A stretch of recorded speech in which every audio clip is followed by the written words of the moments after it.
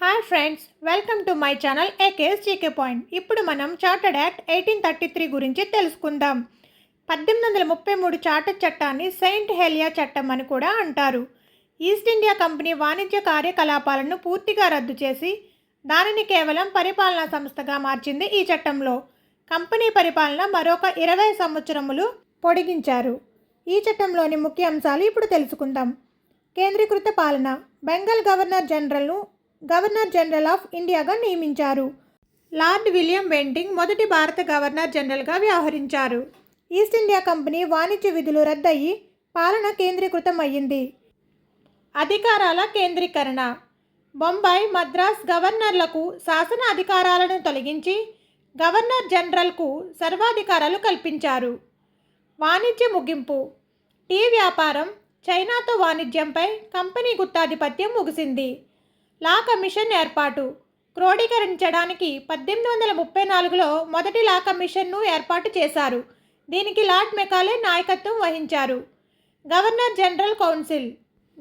General కౌన్సిల్లో చట్టపరమైన విషయాల కోసం 4వ సభ్యుడిని న్యాయ నిపుణుడిగా చేర్చారు. బ్రిటిష్ వారి నివాసం. భారతీయుల పట్ల వివక్ష లేకుండా ఆంగ్లేయులు భారతదేశంలో స్థిరంగా స్థిరపడడానికి మరియు భూమిని కొనుగోలు చేయడానికి అనుమతి ఇచ్చారు. నియమాలలో వివక్ష నిషేధం. మతం, కులం, పుట్టుక లేదా రంగు ఆధారంగా కంపెనీ ఉద్యోగాలలో భారతీయులకు నిరాకరించకూడదని పేర్కొంది. ఈ చట్టం భారతదేశంలో పరిపాలనా సంస్కరణలకు మరియు బ్రిటిష్ పాలన యొక్క కేంద్రీకరణకు పునాది వేసింది.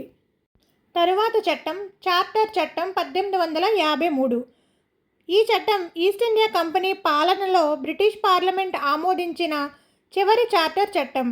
ఇది గవర్నర్ జనరల్ కౌన్సిల్ యొక్క శాసన కార్యనిర్వాహక విధులను వేరుచేసి భారతీయ సివిల్ సర్వీసెస్ కోసం ఓపెన్ కాంపిటేటివ్ ఎగ్జామ్ విధానాన్ని ప్రవేశపెట్టింది. ఈ చట్టం యొక్క ముఖ్య అంశాలు ఇప్పుడు తెలుసుకుందాం. శాసన కార్యనిర్వాహక విభజన. గవర్నర్ జనరల్ కౌన్సిల్లోని శాసన మరియు కార్యనిర్వాహక విధులను మొదటిసారిగా వేరు చేశారు. భారతీయ శాసన మండలి ఏర్పాటు. శాసనాలు రూపొందించు ప్రక్రియ కొరకు గవర్నర్ జనరల్ కౌన్సిల్కు 6 కొత్త సభ్యులను అనగా శాసన కౌన్సిలర్స్ను దీనిలో చేర్చారు.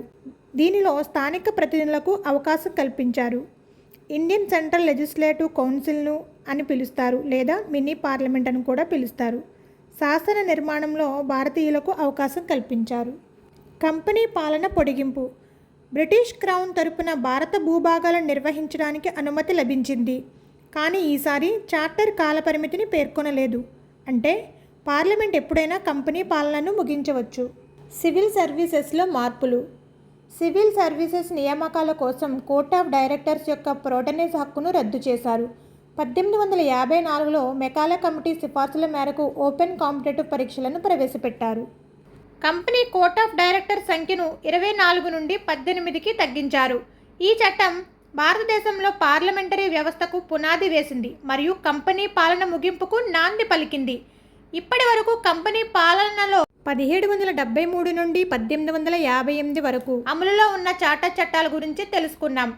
నెక్స్ట్ వీడియోలో 1858 నుంచి 1947 వరకు అమలులో ఉన్న భారత ప్రభుత్వ చట్టాల గురించి తెలుసుకోవాలంటే ఇప్పుడే సబ్స్క్రైబ్ చేయండి. ఈ వీడియో మీకు నచ్చినట్లయితే లైక్ చేయండి, షేర్ చేయండి. Thank you for watching.